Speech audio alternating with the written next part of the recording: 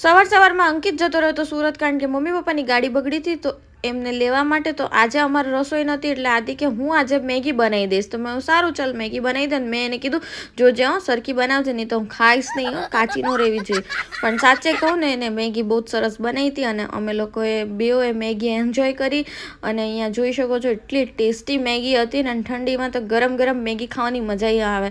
ત્યાં તો અંકિત સુરત પહોંચવા આવ્યો તો પણ રસ્તામાં ટ્રાફિક એટલો બધો હતો ને કે હલવાઈ ગયો વચ્ચે બિચારો. અને પછી દેખાણો લાલચંદનનો પુષ્પાનો ટ્રક. જો તમારે લાકડા લેવા હોય ને તો પહોંચી જજો સુરત. ને પછી પહોંચી ગયો એ પાણીપુરીની લારીએ, કારણ કે એ બિચારો નાસ્તો કરીને ગયો તો ત્યાં ભૂખ્યો થઈ ગયો. અને પછી ઘરે પહોંચીને એને બાંધી દીધી ગાડી હાથીની વાહે, નાના છોટા હાથીની વાહે. ને પછી ઘરે આવી ગયો ને પછી એને જોયું કે અહીંયા શાક ને પરોઠા રેડી હતો ને ફટાફટ જમવા બેસી ગયો. અને પછી એને જોયું કે અહીંયા તો જાન નીકળી છે એટલે અમે બધા ભાગ્યા, કારણ કે કોઈક બિચારો બકરો હલાલ થવાનો છે. આવા જ મિની વ્લોગ ગમતા હોય તો લાઈક શેર સબસ્ક્રાઈબ કરી લેજો. મળી એક નવા વ્લોગ સાથે.